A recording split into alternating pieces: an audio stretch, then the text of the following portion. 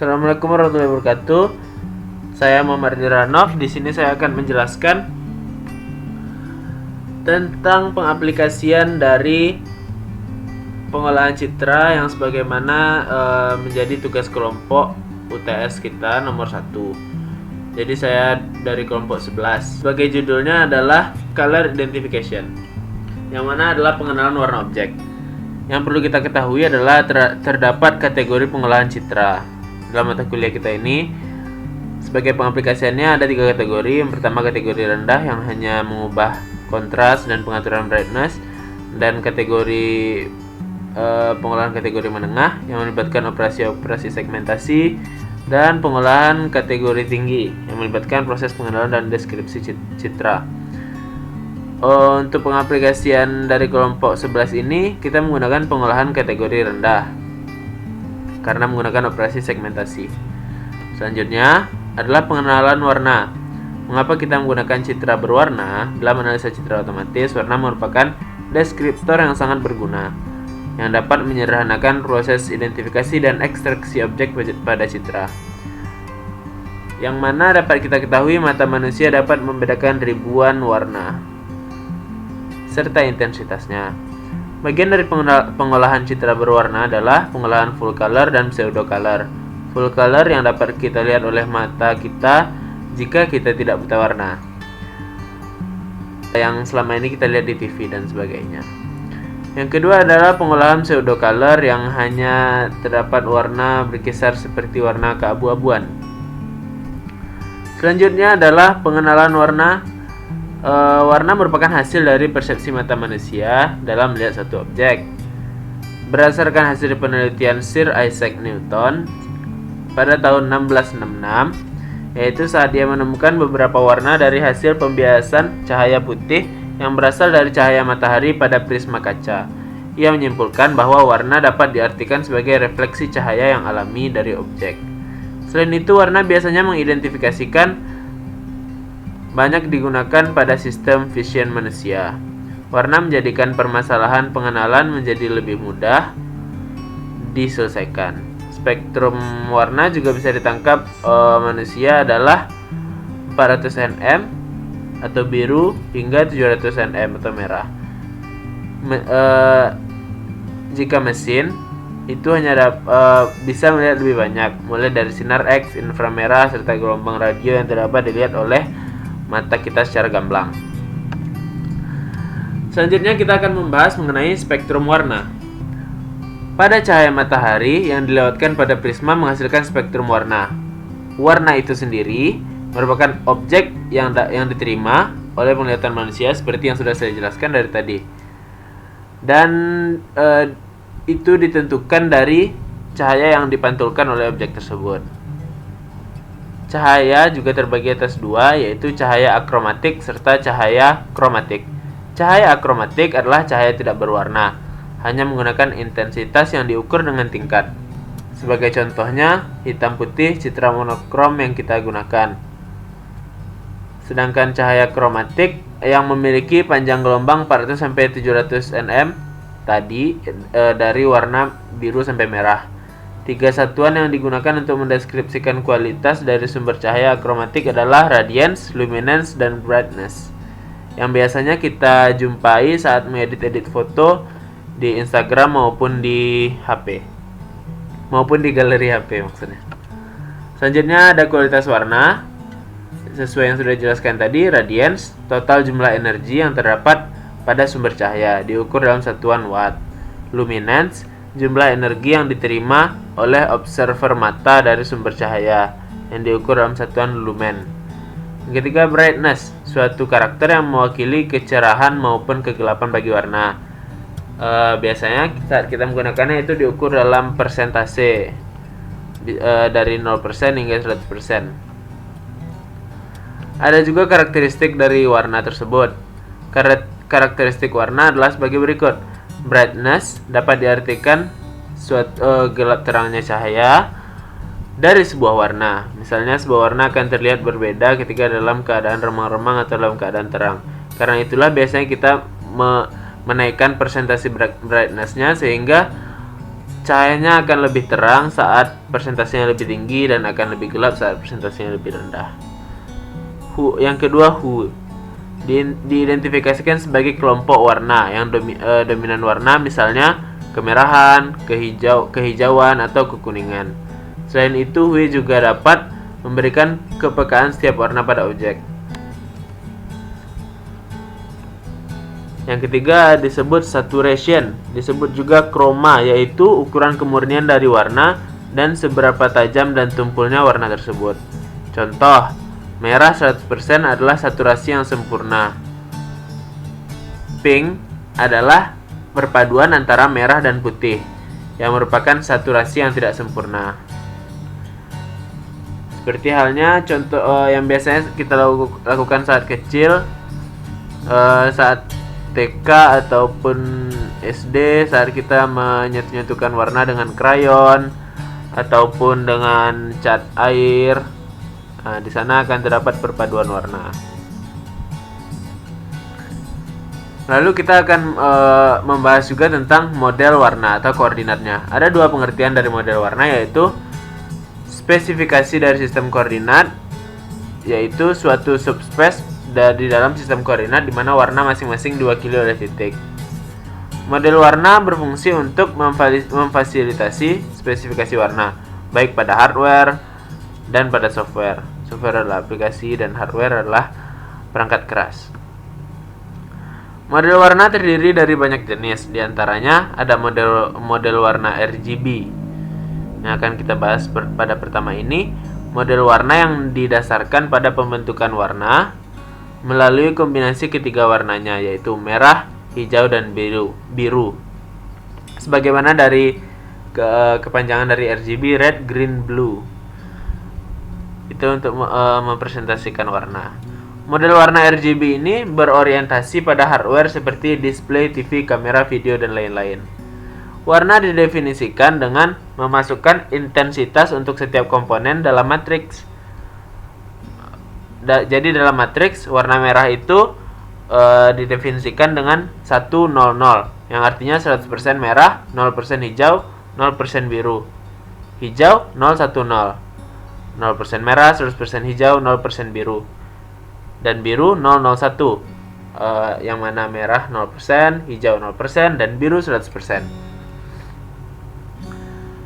Berikut adalah model warna RGB dalam bentuk 24 bit, dan yang sebelahnya adalah bentuk 3 dimensi. Warna RGB dapat diartikan sebagai warna primer. Hasil penggabungan dari warna-warna ini adalah warna sekunder. Seperti halnya yang sudah dijelaskan tadi, warna-warna yang sangat mendasar adalah red, green, dan blue. Dan saat warna-warna tersebut digabungkan akan menghasilkan warna yang baru, yang disebut dengan warna sekunder. Ada juga gambar di bawah warna aditif dan warna subtraktif. Gabungan RGB adalah putih, hijau 010 ditambah biru 001 akan menghasilkan warna cyan 011, dan warna cyan 011 ditambah dengan merah 100, yang mana itu adalah matriksnya, akan menghasilkan warna putih 111. Itu adalah contoh seperti warna aditif tadi. Jadi kita tambahkan semuanya akan menghasilkan warna putih pada titik tengahnya. Penulisan RGB dalam bahasa hex yang sudah kita jumpai. R penulisannya adalah FF0000. Untuk G 00 FF00. Untuk B 00 FF00. Yang mana 000 itu adalah black dan white adalah F. Yang kedua, warna CMY merupakan model warna yang terdiri atas cyan, magenta, dan yellow dan black yang umumnya digunakan untuk percetakan. Model warna CMY juga merupakan komplemen dari warna RGB. Karena itu biasanya saat kita mengedit di CorelDRAW, yang akan kita lihat adalah saat setting awal pembuatannya, kita ada melihat pemilihan warnanya, apakah warnanya CMYK atau RGB. Berikut adalah gambar dari model warna CMYK. Yang ketiga adalah warna HSI atau HSV atau HLS. Model warna HSI atau HSV menampilkan warna dalam besaran corak W, saturasi, dan intensitas atau value atau lightness. Makanya singkatannya jadi banyak, jadi HSV, HSI, dan HLS. Yang mana W itu adalah coraknya, saturasi adalah kejenuhannya, lightness atau intensitasnya adalah kecerahannya. Tapi kita biasanya menjumpai kata-katanya itu seperti saturasi. Kejenuhan itu sangat jarang kita jumpai karena saat kita mengedit foto, karena biasanya kita menggunakan bahasa Inggris sehingga kita hanya biasa mendengar saturation, lightness. Namun W termasuk jarang kita jumpai. Dan nilai-nilai tersebut didapat dari persepsi atau cara pandang manusia terhadap warna itu sendiri. Model warna HSI juga memiliki intensitas tunggal, sehingga memudahkan dalam teknik pemrosesan tingkat keabuan atau grayscale. Model HSV berdasar pada sistem warna Munsell yang digunakan untuk para desainer, sedangkan model HLS dikembangkan oleh Tektronix pada tahun 1978 untuk model berbasis tampilan. Itu adalah teorinya. Sejarahnya maksudnya. Kita sudah selesai daripada pengantarnya. Selanjutnya pengaplikasian yang akan dilakukan tersebut pada pengolahan warna ini akan menggunakan software MATLAB. Yang mana MATLAB adalah sebuah bahasa dengan high performance untuk komputasi masalah teknik. MATLAB mengintegrasikan komputasi, visualisasi, dan pemrograman dalam suatu model yang sangat mudah untuk pakai, di mana masalah-masalah dan penyelesaiannya diekspresikan dalam notasi matematika yang familiar. Penggunaan MATLAB meliputi bidang-bidang matematika komputasi, pembentukan algoritma, akuisisi data, pemodelan dan simulasi, analisa, grafik, dan sebagainya. Dan langkah-langkah yang akan kita lakukan dalam pengaplikasiannya adalah kita akan membaca citra RGB asli, lalu mengkonversikan ruang warna citra yang semula berada pada ruang warna RGB menjadi HSV, sebagaimana yang dijelaskan tadi. Sebenarnya masih banyak warna lagi selain RGB, HSV, dan CMYK, namun karena topik kita ini adalah mengenai HSV dan RGB, jadi saya tidak akan menjelaskan yang lebih lagi. Langkah-langkah selanjutnya adalah mengekstrak masing-masing komponen citra HSV, lalu melakukan thresholding terhadap komponen saturation sehingga diperoleh citra biner hasil segmentasi. Lalu melakukan operasi morfologi berupa filling holes dan opening untuk menyempurnakan citra biner hasil segmentasi. Dan menampilkan citra RGB hasil segmentasi, melakukan pelabelan terhadap masing-masing objek hasil segmentasi. Yang terakhir, kita akan menghitung rata-rata nilai W pada masing-masing objek yang terlabeli dan mengklasifikasikan nilai tersebut ke dalam kelas warna yang telah digunakan. Masing-masing langkah-langkah ini akan menggunakan codingan yang akan kita lakukan di MATLAB, dan intinya pada pengaplikasian ini kita akan membedakan warna dengan menggunakan codingan di MATLAB. Baiklah, sekian dari saya, akan dilanjutkan oleh Asrianda. Terima kasih.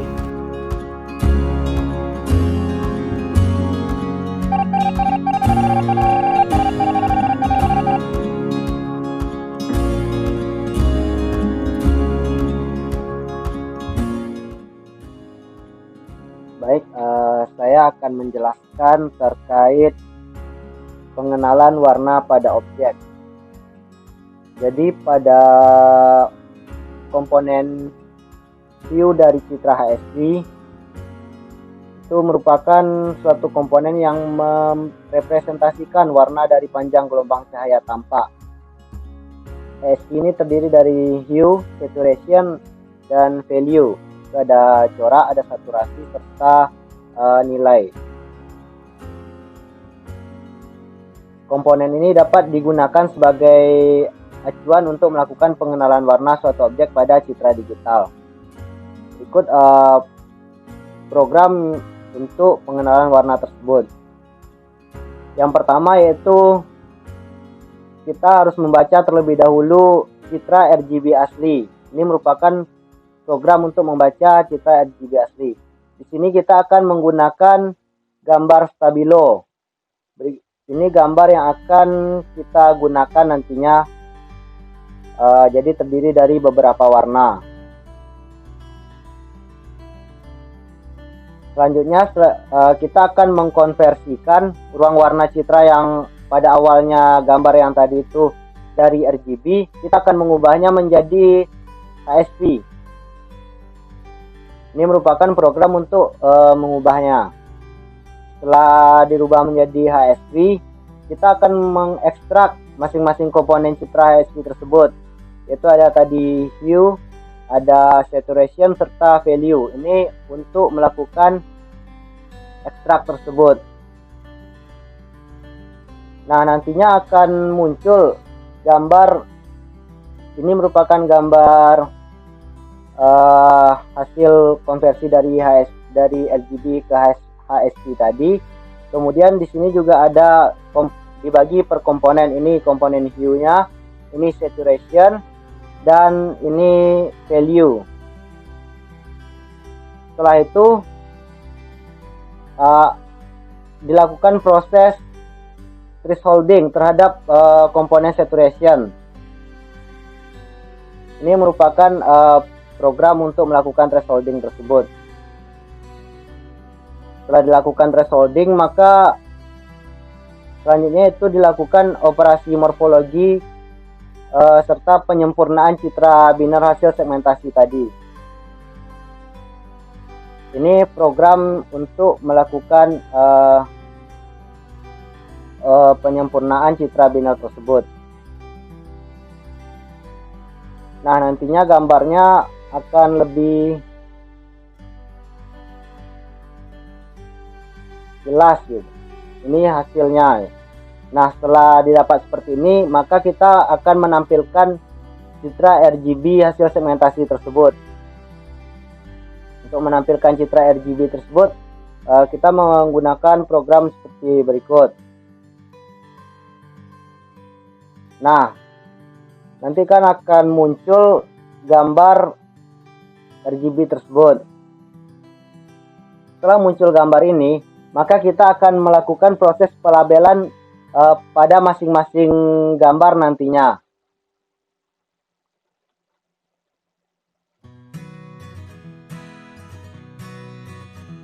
Jadi untuk pelabelan tersebut ini berikut programnya. Dan untuk menentukan label tersebut, nanti juga pada saat pelabelan kita akan mengidentifikasi nilai hue-nya. Kemudian berdasarkan itu maka kita dapat mengidentifikasi warna pada gambar tersebut.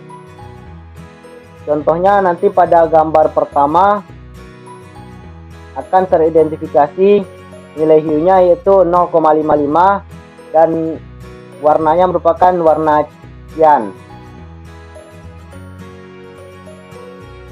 Berikut program untuk mengidentifikasi warna tersebut. Intinya ada pada ini, jadi saat nilai hue tersebut kecil dari 11/255, maka dia akan teridentifikasi sebagai warna merah. Kemudian jika nilainya itu kecil dari 32/255, maka akan teridentifikasi sebagai warna jingga. saat kecil dari 54/255 kuning, 116 hijau, 141 cian, 185 warna biru, terusnya hingga 244 itu merah muda. Nah, jika lebih dari itu atau nantinya akan teridentifikasi sebagai warna merah. Jadi itu untuk mengidentifikasi warnanya. Baik, kita akan melakukan proses run pada program tersebut.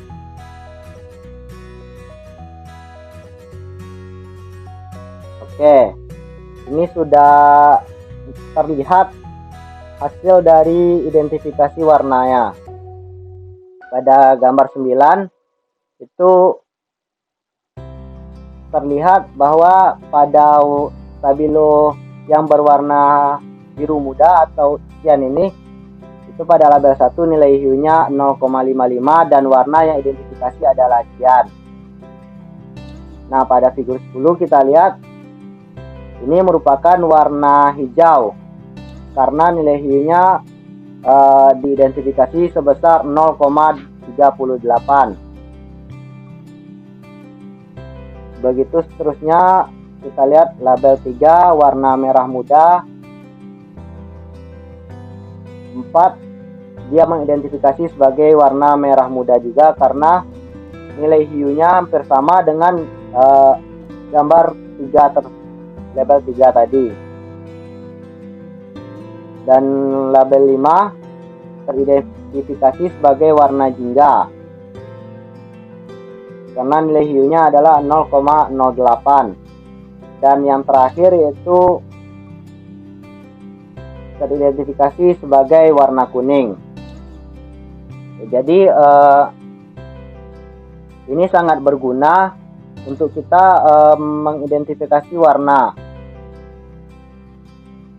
Dan hasil pengolahan citra ini dapat menunjukkan bahwa metode yang digunakan ini dapat melakukan pengenalan warna objek dalam citra dengan baik. Contohnya tadi warna yang dapat dikenali adalah warna cian, hijau, merah muda, jingga, dan juga kuning. Sekian, apabila ada kesalahan saya mohon maaf. Assalamualaikum warahmatullahi wabarakatuh.